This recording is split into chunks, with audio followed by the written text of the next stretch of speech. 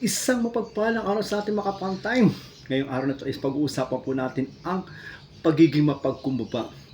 Alam niyo po ba na pagiging mapagkumbaba ay isang napaganda pong pag-uugali. Dapat po tinataglay ng bawat isa sa atin. Dahil kung lahat po tayo mapagkumbaba, siguro po napaganda po ng ating kapaligiran. Kahit sa ating pamilya is napaganda po.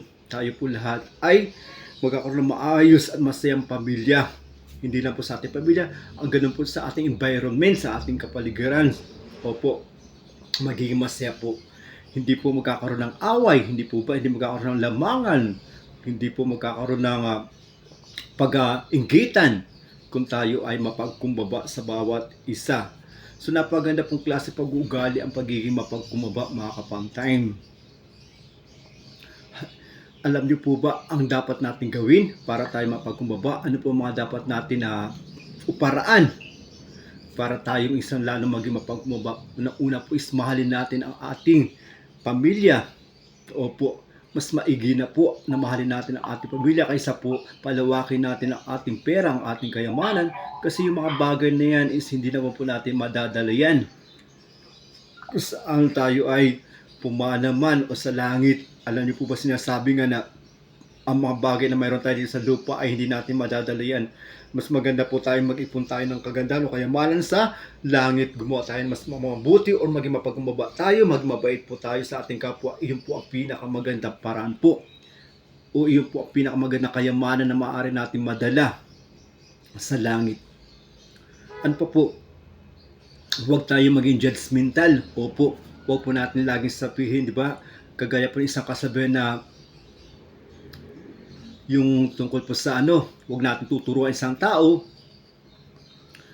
na magsuot ng kanyang sapatos o magtali ng kanyang sapatos, lalo na kung hindi pa natin nasusuot yung kanyang sapatos. So ibig sabihin, huwag tayo maging judgmental, di po ba? Dahil iba-iba po ang ating karanasan, iba-iba po ang ating kapalaran. May mga bagay na hindi natin alam tungkol po sa ating kapwa. Hindi po ba? May mga pribilehiyo tayo nakukuha na hindi nila nakukuha. Kagaya po ng tayo po ay nagkaroon ng magandang pamumuhay, nakapag-aral po tayo. Hindi po ba? Binigyan tayo ng pagkakataon mag-aral, samantalang yung iba hindi po nakapag-aral. O kaya naman binigyan tayo ng mana ng ating mga mahal sa buhay, yung iba hindi binigyan ng mana. O kaya naman lumaki tayo sa mga gandang pamilya, yung iba naman hindi lumaki sa magandang pamilya. Kaya hindi po natin dapat ginajudge sa isang tao. Huwag natin silang i-judge sa kanilang mga ginagawa dahil hindi po natin alam yung ano man ang kanilang naging karanasan o ano man naging environment nila. Dapat po ay lagi natin uunawain ang bawat isa. Huwag tayo maging judgmental. Isa pong paraan yan sa pagiging mapagkumbaba.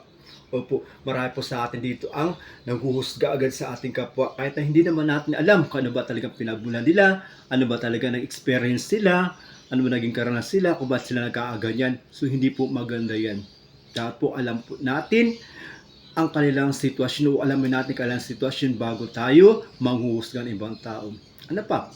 Dapat din isipin natin na lahat tayo ay mamamatay po. Opo, mamamatay po tayo lahat.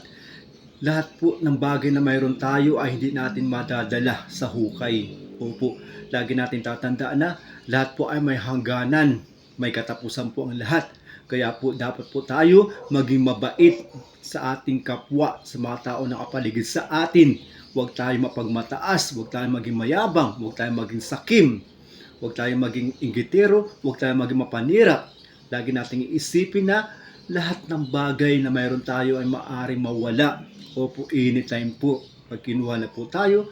Kaya po lahat po ng ating mga pinaghirapan dito sa lupa is hindi po natin yan madadala. Ang pinakamaganda po natin gawin is maging mabuti po tayo. Mahalin po natin ating pamilya. Huwag tayo maging judgmental. Yun po, at magbahagi po tayo ng mga bagay na mayroon po tayo, malit man o malaki. Yun po pinakamaganda para tayo mag-isa mapagkumbaba. At lagi po tayong manalangin. Opo, lagi din tayong manalangin, magpasalamat sa lahat ng mga biyaya pinagkakalob sa atin. Lagi nating isipin na lahat ng ito is baliwala kung hindi pinagkalob sa atin ng ating Panginoon. Anytime kaya niya itong bawiin sa atin, anumang oras, anumang sitwasyon. Kaya lagi tayong maging mapagkumbaba sa ating mga ginagawa at lagi tayong magpapasalamat sa ating Poong may kapal na may likha sa atin. Maraming salamat po. Naway nagustuhan niyo po ang ating napag-usapan yung tungkol sa magiging isang mapagkumbaba. This your Kapan Time. Have a good time. Thank you.